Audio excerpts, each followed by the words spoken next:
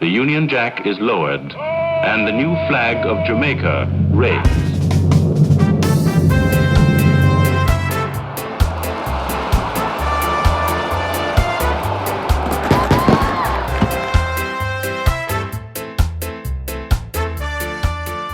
Everybody is in fear, everybody is in a panic because we have been victimized. We have not known what is going to happen to us. We are suffering. Yeah, man, the wickedest fight Rasta get in Jamaica was through the Caribbean thing. What a war to bust a cabinet singing what a war. The water war to Boston cabinet singing what a war. Boston Manti come blind now. The second one come dead now. And Mr. Shearer come shear out himself. Yes, we're calling up on the chanters, drummers. I have been the drummers. Step forward, please, make us start. The order, no. Drummers, chanters. We can start the meditation. I hear the power of His Majesty. We can hear and give reverence to Haile Selassie.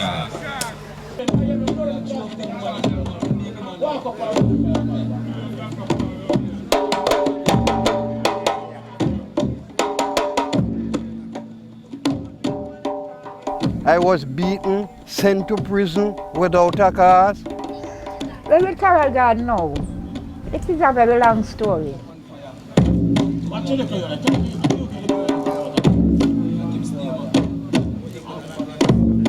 I confident the power of Haile Selassie Rastafari to deliver I out of the hand of this wicked system in Jamaica.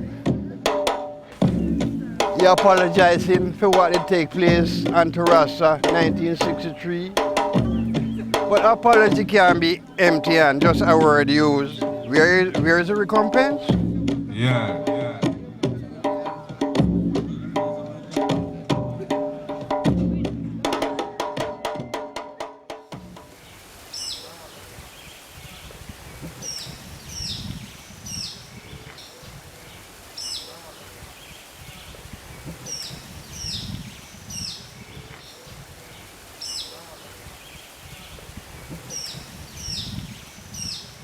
While Jamaica is arguably one of the most beautiful places in the world, it is also beset by a per capita murder rate rivaled only by Colombia and South Africa. Most observers attribute the high rates of murder and violent crime to the various failures of the Jamaican economy and the development of political partisanship during the mid-20th century. As the People's National Party and the Jamaica Labour Party built their constituencies, political gangs developed to intimidate voters and cement political garrisons. Leaders of these gangs maintained close links with politicians, creating a situation that would later become known as political tribalism. I saw men from Tivoli go to the police vehicle, park before the Tivoli court, and throw a bomb inside. The vehicle exploded and caught fire. To fully understand the story of political violence in Jamaica, we also have to understand how Jamaica's most iconic community, Rastafarians, were demonized and persecuted by the Jamaican government in the early years. Capture the high and the nobles, don't you know we are Vanet? Capture the high and the nobles, don't you know we are Vanet? Capture the high and the nobles in the round. And for many years, Rastafarians were concentrated in a community called Bakawal. This community was adjacent to Coronation Market, the largest market in Kingston. In 1966, Bakawal was razed by then Minister of Development and Welfare Edward Siaga, who sent bulldozers to destroy the ramshackle dwellings that had been erected, ultimately replacing all the residents with supporters of the ruling Labour Party. Rastafarians were dispersed to other areas of the country where many had already taken up residence in rural outposts and hilltops. Some in Jamaica consider this dispersal to be the single most formative moment in the movement. but it was preceded by a string of persecutions. Principal among these persecutions was the Coral Gardens incident, also known as Bad Friday.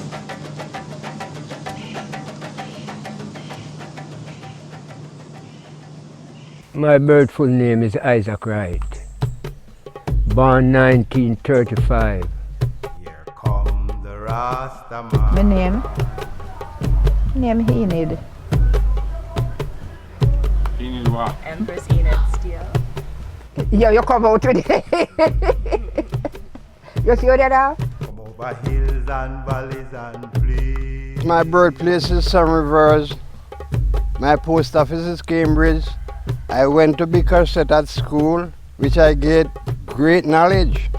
But you with loyalty, with loyalty, with loyalty to Jah. My name is Fillmore Albaranga. I come to the Rasta movement in 1936 when I saw a photograph with His Majesty Emperor Haile Selassie.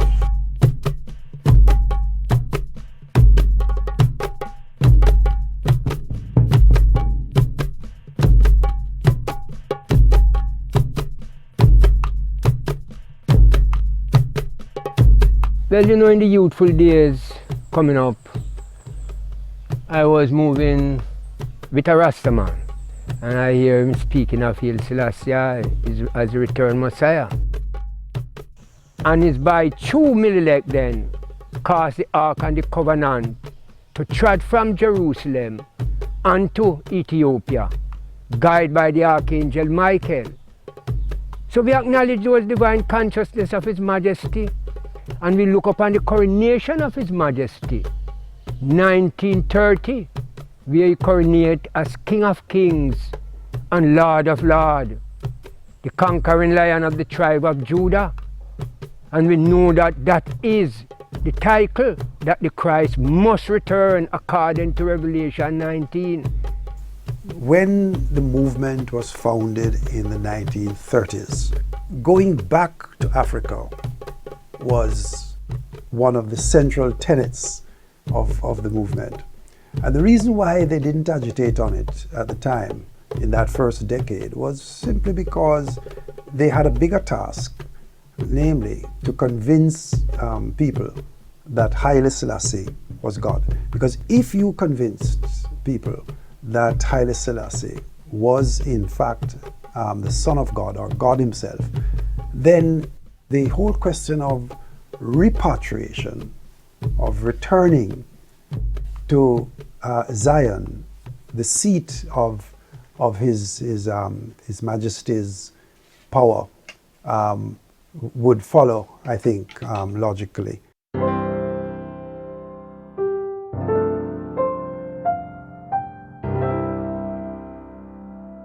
The system was very cruel to anyone who did not conform or did not seem to conform to their thinking. I mean, it happens at school, it happens in the workplace. So you began to see the different types of abuses and I would say extreme fear for the unknown. How dare you question the status quo? And that basically was what Rastafarians were doing. One time, you know, according to how the government look at it, Rastaman was like, you know, workless and, you know, people never look at them as upful and conscious people. So, you know, police would have just harass you for nothing at all, you know. In truth and in fact, Rasta was like a species in Jamaica where we have to stay on the edge of society. Like you have to stay both in the hills. You can't venture too much in the city and town. They don't want to see you, you know, because them figure say you bring certain light to the people. My name is Selborne A. Reed. I'm an ex-Jamaican policeman, retired detective inspector. I recall even in my own growing up, Rastafarians were not accepted per se as ordinary citizens. Eventually I joined the force, and I recall that in our shooting range, the targets were oftentimes the image of a Rastaman with locks placed there. And in our mind, that was the look of a criminal. And so we would use those images as targets.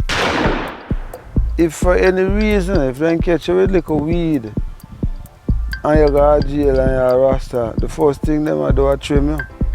My observation of how the security forces treated Rasta, that for me was the biggest deterrent, you know. It wasn't, I could deal with my father like forsaking me because I know he would come around eventually. I could deal with people in the community who think that, well, all right, from you step up to the fate of Rasta, this is the end of you. But you see, the way how the security forces treated Rasta, it was like not a very attractive thing. The first tribulation on the Rastafari movement in Jamaica was 1950, when a man by the name of Wappy King go on the Palisades Road, which is the Norman Manley Airport Road. And there was a Chinese girl and a Chinese boy on the beach. And him kill the boy and rape off the girl. And throw the girl in the sea, thinking she go drown. And then him ride off and leave her. When she get rescued, she told the police that it's Rasta. Because the guy have on him beard. But him didn't have on no hair upon him head. He was a rascal. Under the disguise of Rasta.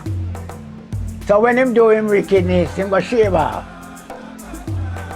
So there was a man who saw him coming from that way on a bicycle and know that the guy is that kind of guy and see him trim off him beard.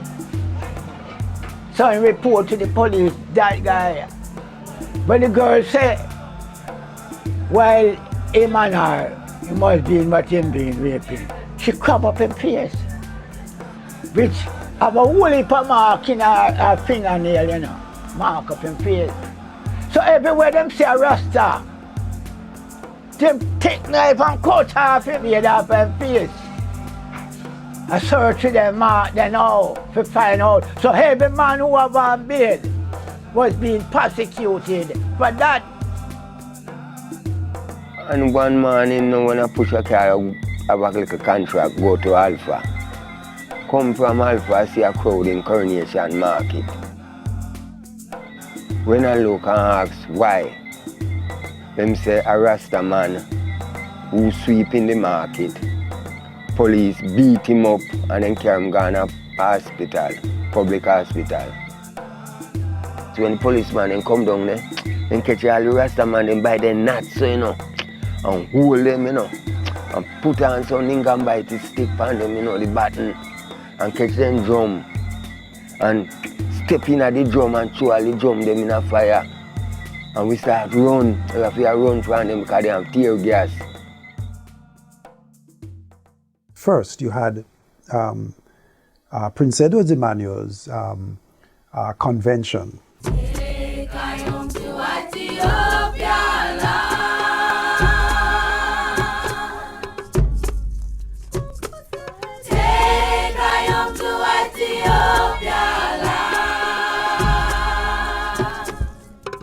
That was a long 21 days convention that they had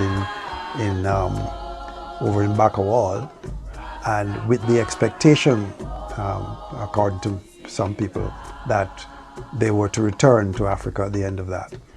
The following year came Reverend Claudius Henry's Decision Day on October 5th, 1958, which was Decision Day, when the world would see the miraculous repatriation to Africa. Well, that created a crisis only for Henry's group, though I'm told that from the reports I received when I was doing that research, that many other people not belonging to his organization, which was called the African Reformed Church, had attached themselves to his movement in the expectation that they would be repatriated. People come from all over the country, apparently. Then came 1960 events, Henry again, when he was found with arms and a letter to Fidel Castro inviting the Castro government to come to Jamaica to take over this country as they depart for Africa. And that was the crisis that was precipitated for the movement, generally speaking. The Reynold Henry case was disposed of within 6 months. In fact, from the time that Reynold Henry was arrested, was tried in the Supreme Court by a jury in a court that was presided over by the then Chief Justice. The case went to the Court of Appeal and to the Federal Court of Appeal that was part of the old federal structure. All of that took place within the space of 1 year, and the executions actually took place just a year after the event. So that is an indication of the speed and the anxiety that accompanied that case, and it is important to understand that because it is an index of the sense of fear and terror that persons who did not understand the Rastafarian movement, or persons who felt badly about it, felt adverse to the Rastafarian movement, how they reacted to the Coral Gardens trial. Now, today is the first day of independence for the latest new nation of the Commonwealth, Jamaica. Her new status, which was marked at midnight last night by the lowering of the Union Jack in Kingston, the capital, came soon after the dissolution of the West Indian Federation, from which, of course, Jamaica had already broken away. Now, Linston Markets. 1, 2, 3, 4. Carry up the gold Linston Market, not a quarter what sell. Carry up the gold Linston Market, not a quarter what sell. Lord, what a night, not a bite. What a Saturday night. Lord, what a night, not a bite. What a Saturday night. Holy Thursday, 1963, a news come over the ear. Say, uprising in Montego Bay, Coral Garden. 6 Rasta, burn down a gas station, kill a man, 3 of the Rasta get shot dead, 2 arrested, 1 at large, 300 in jail. I wrote about the incident of the Rastafarian uprising as of April 11, 1963. I was one of the police officers in that incident. We received reports from whilst at the station, from the area that a gas station was on fire. So I went in the armory and the inspector had ordered that I take out 6 rifles with ammunition. I took the rifles out and they were distributed among the men, including myself. And we loaded a long base Land Rover and went towards Coral Gardens. We are in Salt Spring, which is very important in the Coral Garden incident. Why is it important? Because the brother who had the problem with the system, with Babylon, he used to have his farm just about a mile or two from here, above Salt Spring in Plow next door. Which Salt Spring and Plow are like neighbors, you know. Most of the people in Salt Spring, Flower Hill, work on the property at Rosal.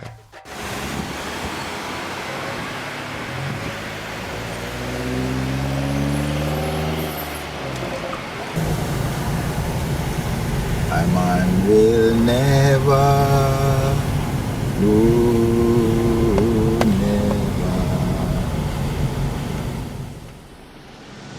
No, Rudolph went up on the property. And him a burn coal. Him never work with the planters them. Yeah. So the coal when I burn now, them claim so the people them where they develop never like the smell. The coal burning. So then tell him to go over yonder.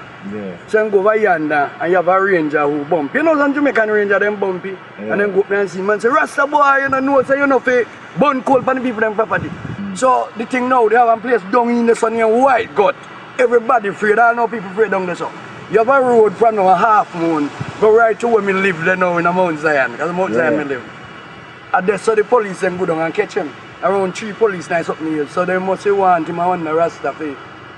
Tap and come in. So I'm not tap because I'm not go on a mission. Yeah. So they so now the police and thing and the news go out to Rasta police war. So you know hell was loose. Brother Franklin at that time was a very popular youngster among the Rastafarians group in Jamaica, Montego Bay. And not only was he popular among Rastafarians, but he was popular among the underprivileged youngsters in the entire area. So now we have Rudolph as we father. Because you know, most of we call him we father. To how him used to treat us as young youth. My name is Sheena Franklin. I am the daughter of Rudolph Franklin. He always come, you know. Me see people running up and down. You don't know who is here. Rudolph. They wonder to myself because I was so small. They wonder to myself, say, who is this man that everybody have to, you know, run up and down. Rudolph is in the place and things like that. And one evening we coming from school. We see a guy lie down into a jeep like this, lie on him face with him foot stretched out the back. So everybody tried to wondering, who is the person? So we didn't know who is it until about 8 o'clock in the evening. There's a man come from out where we were living and tell us that Rudolph get shot today. No, that was 1961. Yeah, 1961, October. I know Rudolph. I don't know his whereabouts, where he live. I don't know nothing about him. I only know that I buy coal, I buy corn, I buy peas, beans, and I buy okra from him. That's what I know. I don't know nothing. I don't know if he was a bad man. I don't know if he was a good man. Until I hear that them shoot him. Rudolph's father died and leave a lot out of Carl Garden. When he go on the lot now, he start chopping down and burn coal, and they then make them start farm. Till they get the land clear now, then start farm. After they start farm now, Rosal manager, they send workers over there to check what the man they do. But then say a Rosal then depend. So after them go there and check you out and carry back the news to the manager. Say then they farm this and then they farm that. Then say alright. Then they set up for good when the project start reap. When they start reap the project now, then carry a battalion of police go there. And when they go the battalion of police go there, then chop down, they reap what they reap, pumpkin, melon, every little thing what they see, then reap it. And after they reap it now, then the order to chop it down, and then chop it down. Alright, for the first time, the girl say to them, say, man, I'm not a quarter here now. I have my title and thing, I make me a lawfully here. Then say, man, you come down too much from Rosal. So you have to advance up further up. I grew up in a farming community. I love to see plants grow. And one of the things that I had to do whilst a young cop in Montego Bay was to go out with the bulldozers to bulldoze farm crops on the Carjar's property. These people would have gone on the property, they have no permission, and cultivate their crops. And so they were trespassers. And so the headmen would call the police. Police would arrange to go there and then bulldoze the crops. And there were many times that I stood almost at the point of tears when I saw those beautiful crops, cabbage, corn, cassava, yam, being plowed up. Then go back there the second time and then do the same thing. And after they reap down what did they know? But I said, no, what is this? See me try clear. Then say, man, you come down too much pan Rosal. So hard branch up, second time. Then chop down and reap for them to reap and go away. Third time I'm going to come back now. Rodolph got one machete, the plant can. So when the police then go there, and Rodolph got the machete. He said, drop it, Rasta man, drop the cutlass, drop that cutlass. Rodolph said, but imagine. When you come up here with the gun, being it and all different kind of thing, and I Rasta man tell you, say, if you drop it. And I got I cut this the farm, my little perform. How you come tell me if you drop my cutlass? 3 bullets then give him. Then he told me. He was working in one of the Carjar's place, a part of the Carjar's property in Carl Gardens area. And of course, he was planting marijuana. Well, the police went there not to raid him for marijuana, but to execute a warrant for him to leave the Carjar's property. And it so happens that the day when the police went there to serve him this summon, seemed to be, he was uncooperative, and there seemed to be some altercation between himself and the policeman who had gone there to serve him the summon. And the police shot him. He was not dead, he was injured, and he was taken to the hospital and stayed maybe about 3 months in the hospital before he was released. After he was released, he was taken before the court, tried, convicted, and sentenced to time served and 3 months in prison. He was a very hurting man, and when he came out of prison, he vowed that he was going to take revenge on those who had caused him to go to prison. I see him in the hospital, and him get 9 months of prison. And after he come out back, he was with me a little time still, because him crumble for he come sell in something, you know. So till me yes, then kill Rodolph. Rodolph kill man at Carroll Garden. Me don't know who want him. Me don't know which part name Carroll Garden. Right. Instead of make the man get his medication to keep him, they send him man to prison at 68. When he released from prison, check back his doctor because infection, him feel him belly start to swell. Him declare a policy that I think him find 5 more men with himself and declare a revolution. I blame him not because I done nothing wrong. I was a headman for the property where he didn't do nothing. Just before the Carroll Garden incident, the Sunday evening, I was living in Flankers, and he came and looked for us and didn't tell us what he was going to do. On the Thursday, I had a cousin live next door, but he wasn't living up here, he was living down the bottom there. And he run and come to me and say, "Gay, you know, say your father dead?" He say, "Oh, my father fi dead." He say, "Yeah, man. My father in the Carroll Garden incident. Your father in the Carroll Garden incident, and me understand, so then kill him." So we formed 2 parties of men, about 15 men each, in a Y formation, and we decided to go in search of these men. By then, a lot of civilians who have heard about the incident had joined the police party, and we were going in search of the men who had done these heinous crimes. We saw about 5 or 6 Rastafarian men coming towards us. And they paused for a little while after they saw the police vehicle. Then we got out of the vehicle, and one of the men in my party took up his rifle, aimed at the men. He pulled the trigger went off, but the gun did not go off because of course there was no ammunition in the gun. So when the Rasta men observed that the gun did not go off, they more or less thought that the guns were either defective or they were not loaded. So they spurred on, they began to shoot arrows, and then they attacked the police.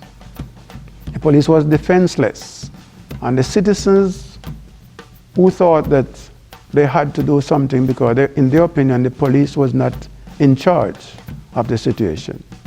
So they formed themselves in vigilante groups. And the fact that they heard that Rasta men were involved, they decided to search out for every Rasta man. In fact, whether you were black, white, yellow, or blue, professor, or just anybody, even if you wear a beard as a little status symbol, you'd be regarded as a Rasta man, you would be beaten and taken to the police station and locked up. Babylon, your throne gone down, gone down. Babylon, your throne gone down. I hear the voice of the Rasta man say,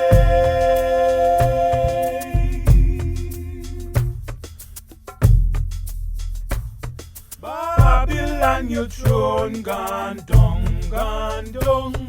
Babylon, your throne gone down. I'm Robin Small, otherwise known as Jerry Small or Bongo Jerry. My old man, Ronald Small, he tried the murder case resulting from the Carl Gardens confrontation in 1963. The Bustamante administration in the earlier 50s, they had moved against Pinnacle and Leonard Hoyle.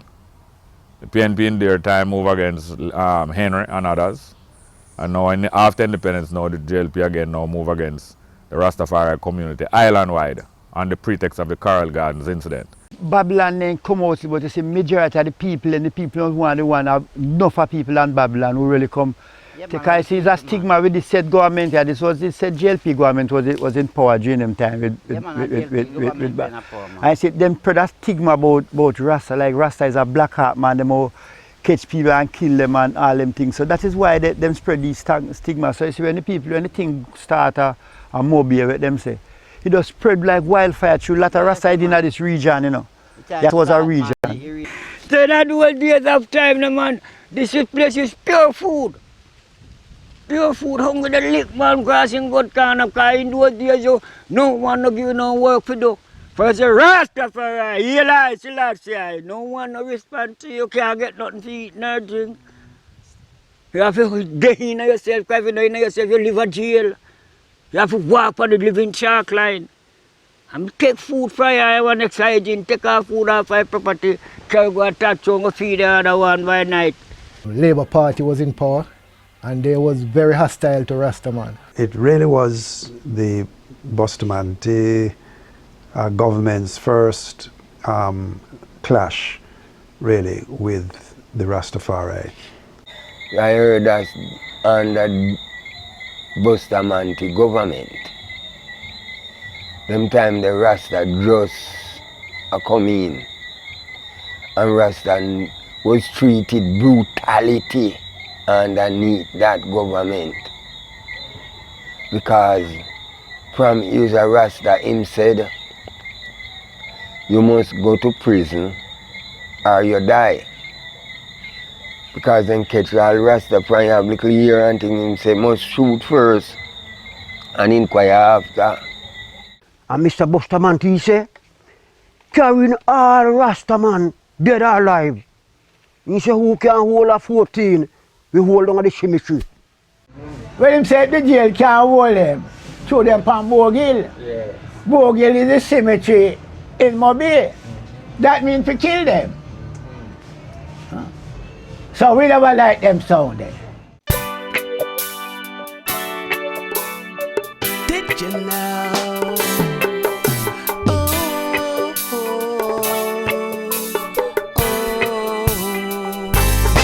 So did you know how the elders suffered because they called on Rastafari? So did you know how the elders suffered to bring this liberty to I and I? So did you know how the elders suffered because they called on Rastafari? So did you know how the elders suffered to bring this liberty to I and I? Star newspaper came out and said, bringing all Rastas dead or alive.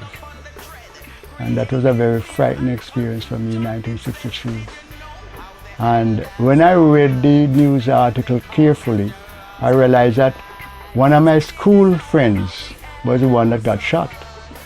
That night I went down to visit my girlfriend, and after I left I was walking along Dome Street and a whole lorry full of soldiers just swarmed down on me and started asking questions.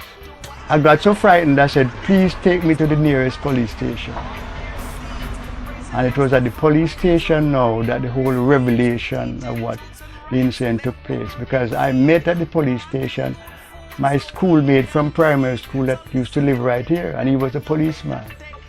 And he's the one that began to tell me the whole incident. He said on the night of the incident, he was on patrol, and when he saw the young Rastas somewhere down in the bushes there, he got frightened, and he went against instructions and took out a cartridge and put it in the gun and into the gun against the instructions of the inspector, and fired and shot my schoolmate.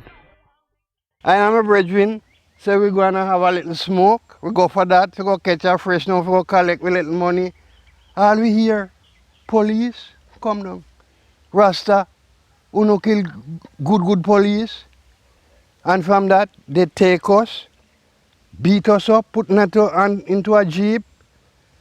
We are in there for 31 days before I was sent to General Penitentiary, which was even a wrong prisoner sent me. Because for first offender, I used to go to the farm instead of the general. I was tried half naked because they beat my shirt off. So that's the way I try. Mr. Pilot say unto me, Mr. Brissett, I can do better. I have to send to prison. I say, Mr. Pilot, you say, I see you. Did you say I do something? So you see, when my day come, I'm gonna dribble your cup. And I mean it even now and forever. What is your name? Oh, Noel Bennett. And you're born?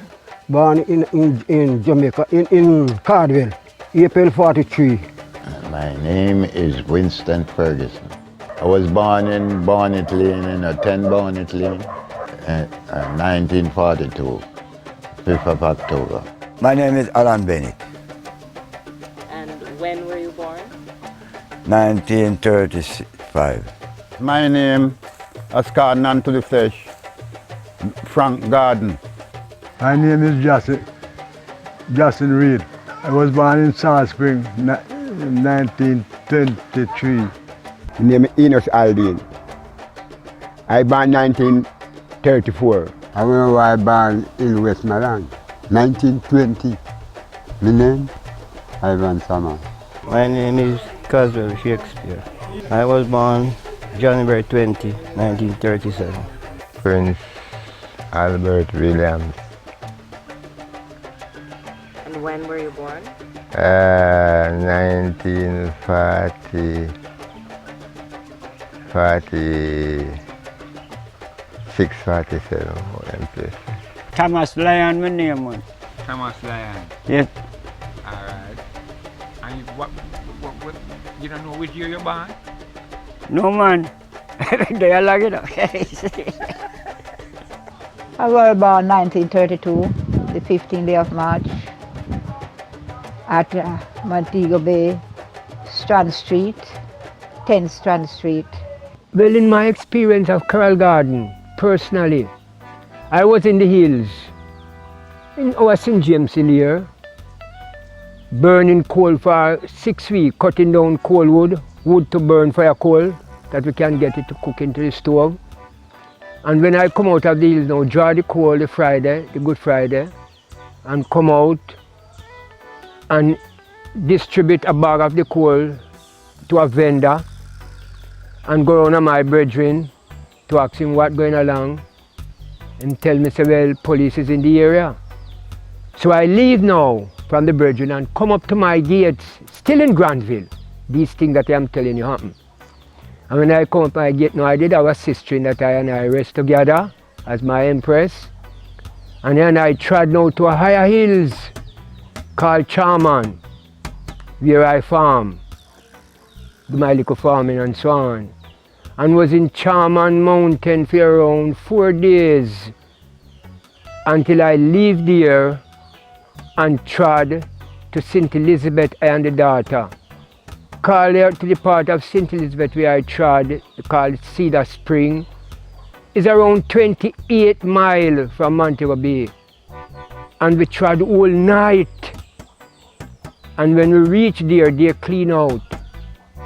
So when we were there with our brethren now, called Bongo Levi, and tell him what happened, the people them now, when I was going up the hill, try to stop I from enter the area of the brethren house then. So we mustn't go up there. So I asked them why. Them said because Rasta killed police at Montego Bay. Carl Garnisman come down pan an eye. And then come take an eye now. Murder an eye. Do many things with an eye. And send it back in prison. And they grab me. And they put a rope right round me, you know, make sure that they rope me go down foot, head. And they tell me like bananas. Come up from the yard and when I handcuff we and handcuff we. One of the policemen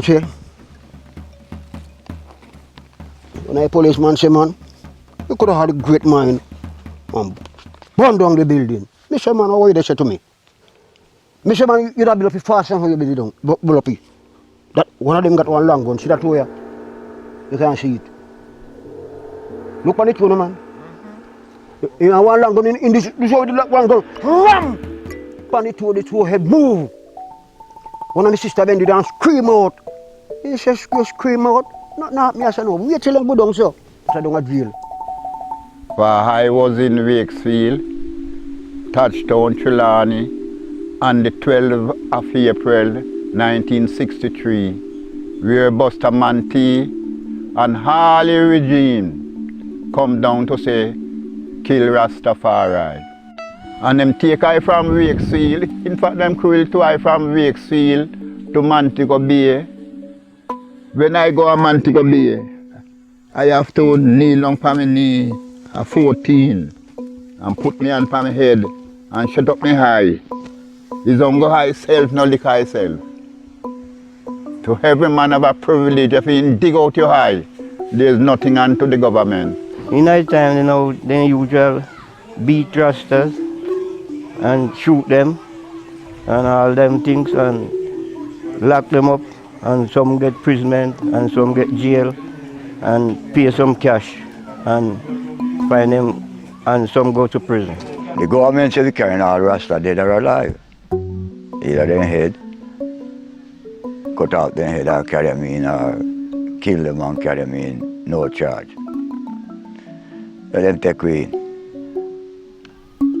3 year imprisonment. They carried me to the Montego Bay jail right in the center of the town. They beat us, then do everything to us. When we ask for water, they push us out in the broiling sun. And they wait until when the sun hot. When you look at the concrete, man, you see the heat coming out of it. And they take up the hose, they have the water hose personal. And they touch it on the hydrant. And they spray us in the middle of the sun. The night I was coming along and them trying to them search me. because they want me. Then I call out, and the bad dog them, all kind of dog them come up and ready to heat up my structure. But seeing as I was a humble youth at them time, they couldn't heat I up, because I don't war them. They just stand up and hear what them have to say. Then carry me to jail. Beat me very properly, beaten from the generation. And then carry me to jail. And then lock I down. And then lock I down now, I believe then give I bail. And sentence me for 30 days in prison. The first sentence that. I don't see the half of Carol Garden incident because I was at North Gully and I couldn't go round and round to see the half. I couldn't walk out because it was danger. Which I tell you from the beginning that I was pregnant, okay? Well, the Wednesday when I got up, I hear some people like over the other yard, they talk, Rasta kill man, Rasta kill man, Rasta kill man. Them start to fling buckle, fling stone at our head, and I slip them then. And some they jam I with stick. But the one that I was watching keenly is the big, strong black guy that have a big rope. Call it around a 3 inches rope. Feel like you know cast a cow. So every time in the reel rope now for cast I know. I burn lightning and thunder and earthquake and I seem fear. So I start burn the said words them, lightning and thunder, and struck him out and go up on the hill quicker than him. That stone we feel me there. Yeah, and they kick off my door. Yeah. And they turn up my face, turn down my face and turn me back. And they got me back a beat with the riot button and gun butt. They had my ribs and broke. 2 of them broke. They give me some lick, all in my head. Man, me some fool man, piss up myself. But me I tell you bingy. And when I look, I see man no from our leaf with stick, stone, machete to heavy weapon them have. The arm and barrack broke up boy them that the soldier them. A blue suit them have on with helmet. Gun, one of them take the gun and lick I right as they said. Right here so I lick I drop clear like down there. And the time I drop about 7 of them at pure kick. Raise I up back. I bleed from this side right onto the hurt. You see the second morning, then take you out one by one. And button the back up and button the back up and button.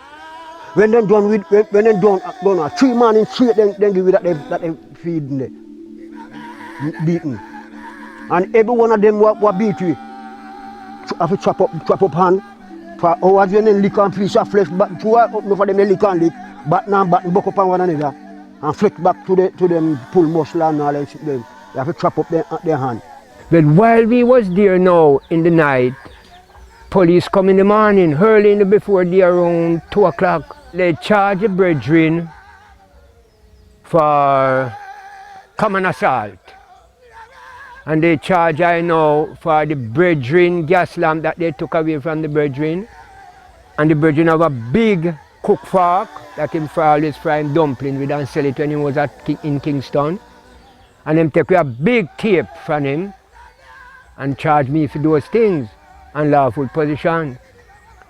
Well, we spent 7 days in Black River Police Station, and on the 8th day now, them transfer us to Balaclava Police Station and carry us to Balaclava Courthouse.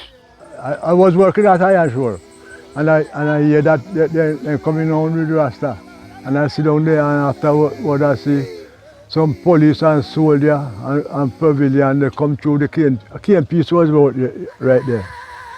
And the whole of them come through and then take me first After they take the other brethren and go to our next spot, over that side and take our next one. We go Falmouth, for that jail couldn't hold me. And then carry go to Falmouth. And I stay at Falmouth Sunday, Monday, Tuesday, Wednesday, court. We got court. What did they charge you with? Breach of the public law. The Thursday morning, around 4 o'clock, I hear a rolling, coming very fast. And when it come up, I hear it stop, how it gate like here, so. And hear boop, boop, boop, boop. And I board house. I mean, like, we have a little keyhole, and when I prep out, so, I see soldiers like sand grain. I go back and say, Marcin, police and soldier out there, you know. When we have a little real for a little brother live before we. I realize, then lick down the door, and then go in and then start murder him and then drag him out. Murder, Mr. Murder. The guy that murder me, man. All the woman with piece of chicken and all them kind of way that. And then they show down for me, I said, them beat me to kill me. Stone, iron, everything they find. Yes. What I do now is save Marcin now. I take off the mattress off of the bed, and I put it in the corner, and then go in the mattress, and I tie the mattress down here so, and I tie it up here so. And I hold the head, the breeze can go in now. And so I get to save him from brutality with the big belly. Taking the Friday night, have the baby the Saturday night. Death road. But I say I'm not going to hospital because if it has judgment, I not go. I stay there till the Almighty just help me and then take out the baby for me. See? I bleed till me white. White, like piece of white cloth. I don't have no blood in me. And at 7 days the baby live. 3 spoonful of tea, no breast until him die. The Friday, it was more wickedly. The hard man, the hard Rasta man through that gully. And so then they hard them, they kick them, they turn up them jump and Rasta man. The memory of the struggle that Rastafari have gone through, supposed to stick with I and I. In the 60s, we never have so much car, we never have so much money amongst Rasta. But guess what? There was a love and there was a unity. We need to cooperate our divine energy together and to unite round the divine consciousness of El Selassie and to love one another supremely. We have a responsibility, and we have to make sure that this government is answerable to what happened to Rasta in 1963. And we say this without any apology.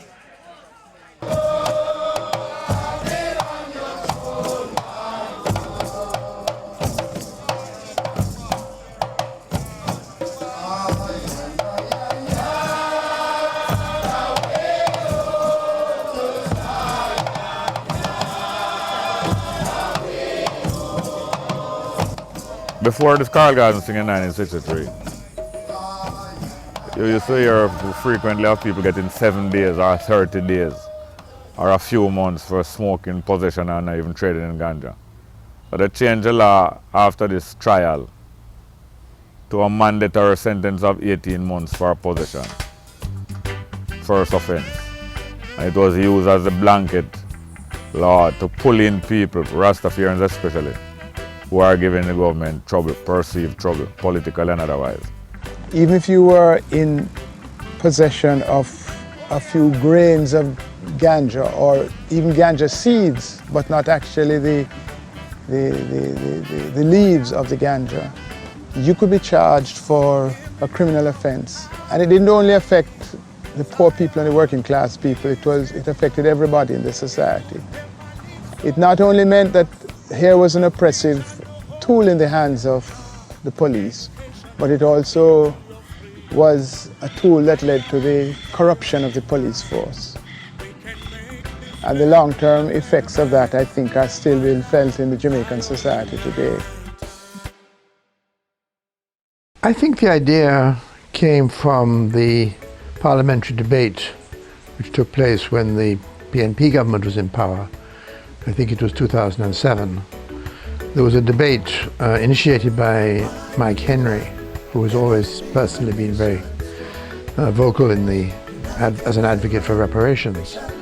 And he proposed a motion in the House of Representatives, and everyone who spoke was very strongly in favor of the concept and the principle that a reparations claim should be made for the damages caused by the atrocities of the slave trade and the slavery institution. My role in spearheading the parliamentary debate rests in the essence of one, and I think it is the truth, that we have never had a political decision on reparations. It is my firm belief, and I stand ready as my independent person to take it to the International Court of Justice. But I think it would stand more support in that area if it has a political decision by an elected Parliament of Jamaica. And it would allow all the politicians hiding behind merely platform speeches and still cowering to the British government to not recognize that all we are demanding is that what you paid to the slave owners, you must pay to the slaves. I think the way you're supposed to get it is, reparation with repatriation. And when I talk about for slavery, we talk about this government around here now, a them response, because I see them Labour government and them present now in our parliament. I think them are the ones to address this thing. That means influencing the political system. That now would have to be left to the real believers in Rastafari, because they've looked on politics as politricks. Now therefore I maintain, and this is a totally Mike Henry position, I believe that that voice comes through religion. I believe that once we recognize Rastafari as a religion, we recognize marijuana as a sacrament of the Rastafari faith. Just like the wine that is used in the ceremonies of the Roman Catholic Church or any other form, then you place Rastafari in the social context of Jamaica.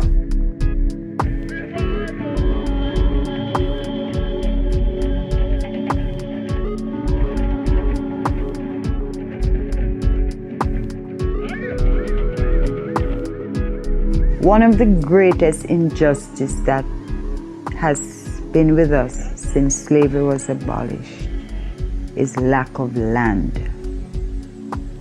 90% of Jamaicans are squatters. That's what we're called, squatters, and can be evicted from any piece of land at any time without notice. It takes away your total dignity. And so if nothing else is given, I think the black people in Jamaica should be given lands. Legal tenure to lands. I think land being a landowner gives you honor.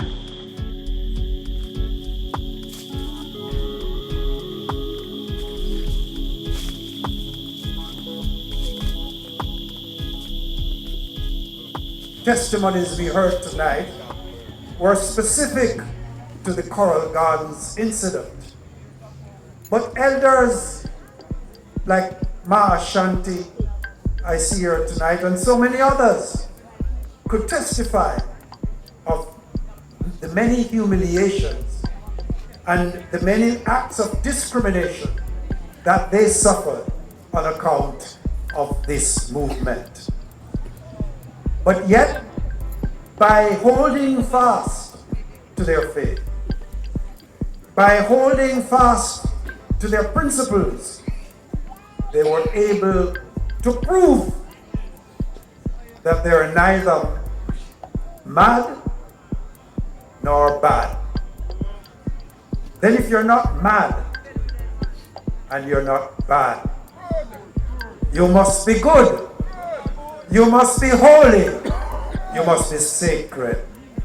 And that is what the Rastafari movement has come through and survived in order to reach where it is now, where you can find yourself an international movement, a movement embraced by all races and classes of people.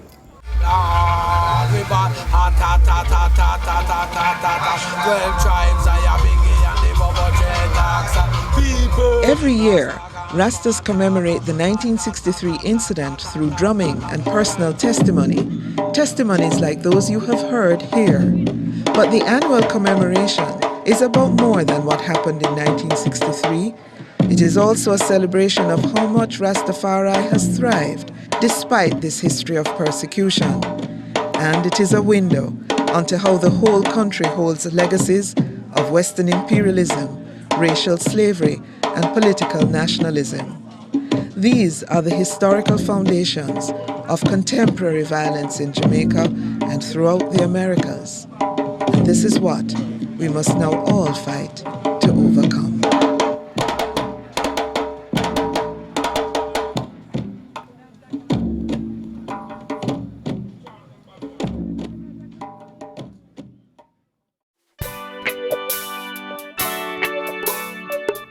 Did you know?